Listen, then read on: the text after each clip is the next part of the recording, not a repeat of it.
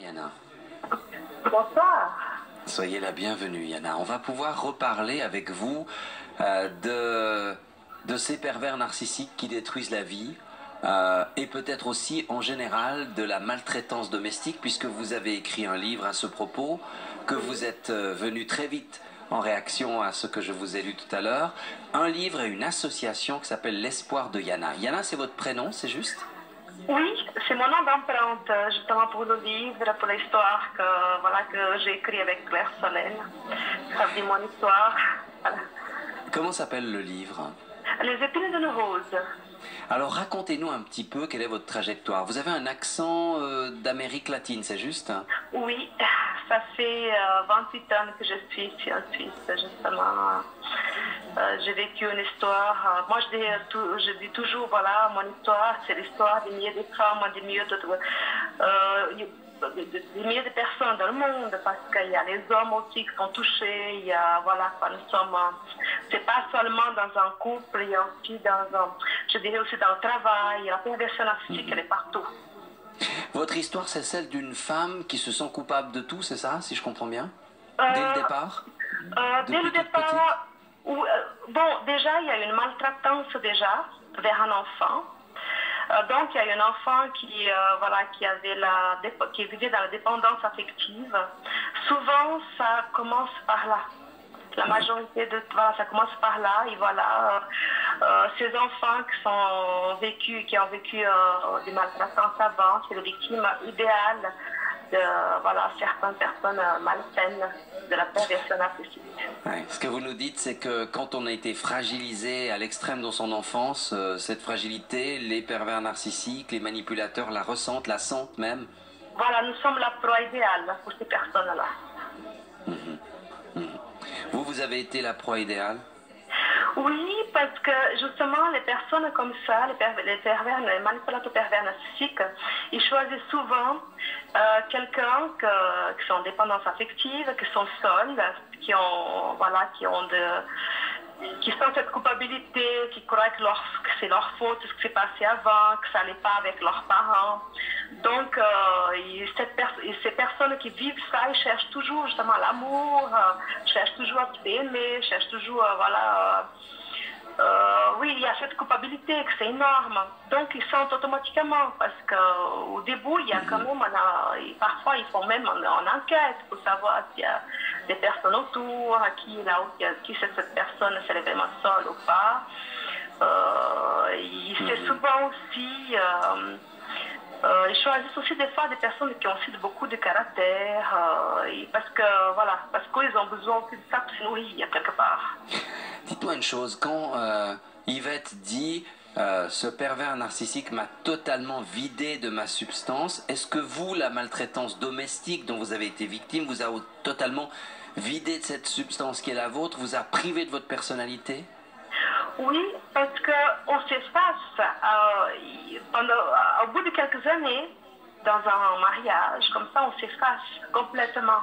Parce qu'on croit que tout c'est de notre faute, que le mariage ne va pas, que le mari il est mal, ou voilà, un des conjoints qui sont mal, parce que, comme je dis toujours, ça peut aussi arriver dans un couple que la femme aussi elle soit perverse narcissique, c'est pas seulement l'homme. Donc ça c'est très important de dire, il y a deux cas. Vous ressentiez aussi, comme Yvette, à sa façon, quelque chose qui ressemble à un enfermement? On est isolé, déjà, parce qu'on n'a pas le droit de parler de ce qui se passe à la maison aux autres, parce que automatiquement la personne qui nous prive de vivre, ils disent toujours comme quoi il ne faut pas parler aux autres, que les autres vont casser notre mariage. C'est infernal, parce que voilà, déjà... qu'on se sentit coupable pendant longtemps, déjà dans notre enfance. Et après, plus tard, on va continuer ce système, parce que voilà, c'est tout ce qu'on a connu avant. Comment vous en êtes sortie, Yana, de cette maltraitance que vous avez vécue dans votre enfance, et puis de la maltraitance que vous avez vécue ensuite dans le cadre de votre mariage? Comment avez-vous réussi à vous en sortir? Le déclic, c'était mon enfant. Parce que je dirais même que grâce à mon enfant, elle m'a sauvé la vie, je dirais. Parce que c'était pas, si je n'étais pas là, je crois que je serais toujours avec lui. Parce que j'ai vu, quelques années plus tard, mon enfant fait la même chose que moi je faisais. Ça veut dire que je m'effaçais, je ne parlais plus, je me mettais dans un coin, dans un canapé, voilà, je n'existais plus. Et après, je vis que mon enfant, il n'arrivait pas, elle ne pouvait pas avoir des amis, elle ne pouvait pas parler, elle ne pouvait pas vivre. Et voilà, mon déclic, c'était justement mon enfant. Parce qu'après, quand j'ai eu des enfants, c'était pire. Ça a empiré. Donc vous avez eu peur pour votre enfant, c'est ça? Oui, justement parce que les pervers, les manipulateurs pervers narcissiques, une fois qu'on a des enfants, ils nous dénigrent aussi. Parce qu'il faut qu'ils utilisent tout pour pouvoir justement nous tenir, nous garder sur l'emprise et nous dénigrer. Voilà, on est toujours un jouet.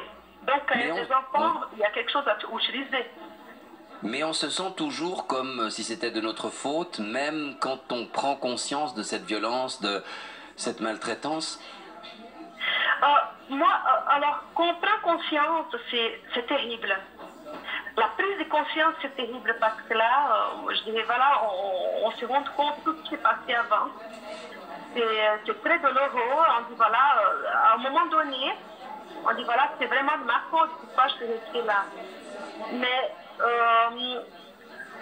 c'est pas ça, c'est pas tout à fait ça, parce que voilà, on vit dans une emprise, on vit dans un... Moi, je dirais même que c'est un lavage zéro, parce qu'on vit 24 heures sur 24 avec quelqu'un qui dit toujours qu'on vaut rien. Donc, automatiquement, voilà, on se sent coupable, on s'efface. Et c'est vrai que la prise de conscience, ça nous permet de nous réveiller, mais ça nous permet aussi en même temps de nous mettre presque en colère. Parce qu'on dit, ben pourquoi j'ai supporté tout ça? Mais il faut du temps, il faut se reconstruire aussi. Il ne faut surtout pas rester seul après, oser demander de l'aide. Parce que voilà, on doit tout se reconstruire, on doit s'intégrer dans nos sociétés. Parce qu'avant, on vit dans un monde à part.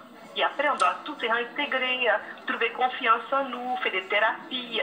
C'est vraiment quelque chose de très puissant. Il faut à tout prix parler, oser, pas avoir peur, enlever cette peur, briquer, parce qu'autrement, c'est très difficile après le travail, la thérapie qu'on doit faire sur nous. Oui, Yana, c'est Thomas Wiesel, je vous écoute depuis le début. Moi, ma question, justement, elle pose sur cette reconstruction, parce que j'ai l'impression que ce qui fait peur aussi dans ces relations, c'est que on se voit pas en dehors de cette relation, on sait qu'on souffre, mais on se dit que ce serait pire en dehors, et du coup, la reconstruction fait peur. Qu'est-ce qu'on peut dire pour rassurer les gens qui ont peur de quitter cette relation qui est destructrice? Vous savez, avant de quitter, moi, je vais quitter la maison pendant un mois. Hein. Je vais me cacher pendant un mois avec ma fille. Justement parce que quelque part, quand il y a la culpabilité, on veut toujours retourner. Donc il faut vraiment choisir, il faut vraiment oser parler, vraiment. Il ne faut pas avoir peur de parler. S'entourer au maximum. S'entourer au maximum, parce que nous, dans ce monde, parce qu'on nous isole et on n'a plus confiance en nous. Et parce que moi, je commençais à parler gentiment à la cour d'école de ma fille avec d'autres mamans. Parce que pour moi, c'était normal de vivre dans ce monde cruel. Parce que voilà, j'entendais personne, j'avais pas d'exemple dans notre couple. Parce que voilà, j'étais isolée de tout. Donc, on n'a pas d'exemple. Et parfois, des fois, il y a des signes. On fait des signes à certaines personnes. Mais après, d'entrer, on voit quand il n'y a pas une petite porte, une petite fenêtre pour parler, on se bloque encore plus. Yana, je voudrais vous lire un message que nous avons reçu par SMS de Pascal, qui dit: vous avez raison madame, j'ai vécu cela lors d'une rencontre sur le net, en bonne dépendante affective. J'ai cru ce qu'il m'a dit lorsqu'il affirmait avoir trouvé en moi la femme de sa vie, et c'est l'enfer qu'il m'a offert. En une seule rencontre, en une seule nuit, il m'a détruite. Oui, parce qu'au début, ils sont très gentils. C'est des gens vraiment qu'on peut donner le paradis, comme on dit. C'est des gens qui nous font plein de promesses. Tu es la femme de ma vie, tu es très, très, très belle, tu es très intelligente, tu veux tout donner, tout ce que tu as voulu. Ils nous nourrissent tout ce qu'on a rêvé d'avoir. Et déjà qu'on vit dans cette dépendance affective, on a tendance, voilà, on dit voilà, c'est bon, c'est voilà, c'est mon sauveur. Parce que nous, on prend pour des sauveurs. À quel moment, Yana, vous avez pris la décision d'écrire? Parce que c'est ça qui fait la différence entre vous et plein d'autres femmes ou hommes qui sont victimes de pervers narcissiques ou de violences domestiques. C'est l'écriture, c'est poser quelque part votre douleur sur du papier. Qu'est-ce qui vous a motivé et à quel moment avez-vous pris cette décision? Moi, je vais être franche avec vous. Moi, j'ai connu même la psychiatrie. Hein. Oui. J'ai connu la psychiatrie après avoir quitté la maison un mois. J'étais en psychiatrie, ma fille, elle était dans une famille d'accueil. Et mon mari, il essayait de se trouver un moyen comment il allait rentrer à la maison. Pas s'occuper de sa fille, comment il allait rentrer à la maison. Alors, voilà, quand je voyais que ma fille était dans la famille d'accueil, qu'elle me téléphonait de temps en temps, qu'elle pouvait me téléphoner là où j'étais, en psychiatrie, j'ai tout fait pour dire voilà, je dois rentrer tout de suite parce que mon enfant, il a besoin de moi. Et en psychiatrie, j'ai fait la connaissance d'une dame qui était là, qui son mari, il l'a pris par la main, il l'a mis en psychiatrie en disant comme quoi elle était malade. Cette dame, elle a travaillé justement, comment on dit ça, elle était secrétaire médicale. Oui. Alors, en écoutant son histoire, son mari l'a trompée, c'était aussi un politicien. Et comme elle m'a parlé, elle a dit voilà, je suis ici, mes enfants, ils n'ont pas de contact avec moi, ils ont 18, 20 ans, et mon mari ne vient plus me voir. Comme il a dit, voilà, je suis ton tuteur, je suis ton mari, donc tu n'es pas bien, je te mets là-bas. Il l'a mis là-bas parce qu'elle voulait divorcer d'un mariage, que c'était vraiment infernal, comme elle m'a raconté. Alors en écoutant cette dame aussi, c'est là que j'ai pris un peu plus conscience que c'était aussi en train de se passer avec moi. Oui. Et c'est à ce moment-là que vous avez décidé d'écrire?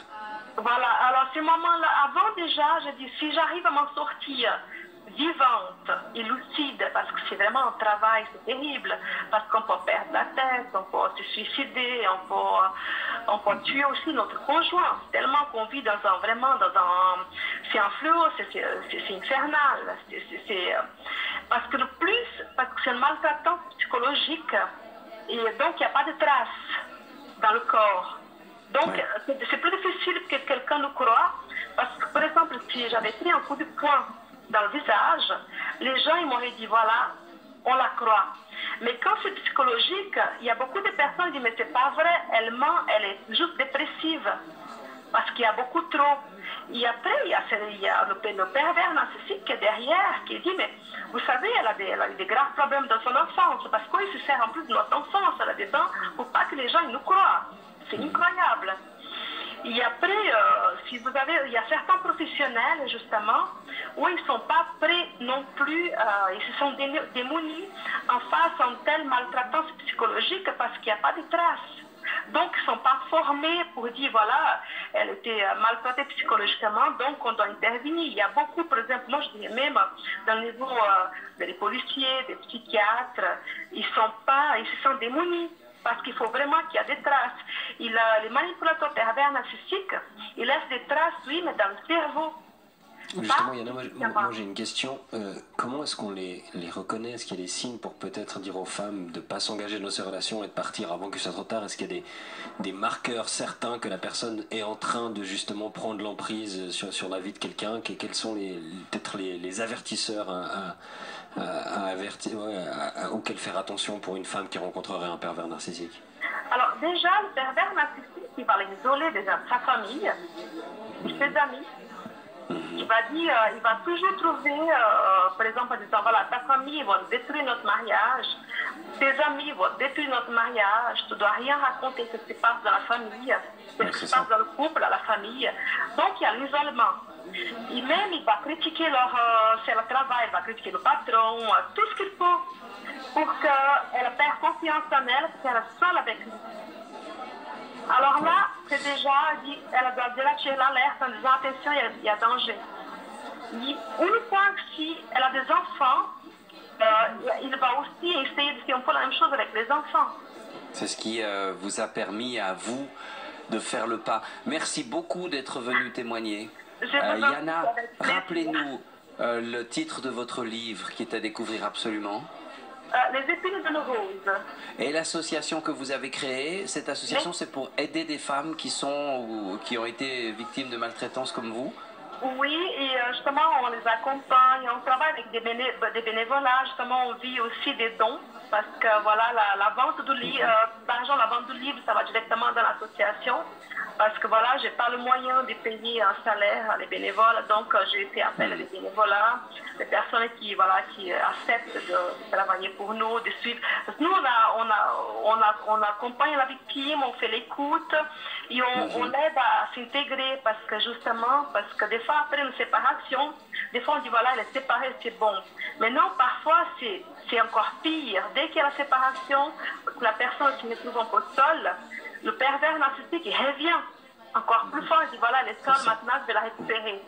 Donc nous on essaie de s'intégrer, aider à la personne qui s'intégrer, à suivre les enfants aussi.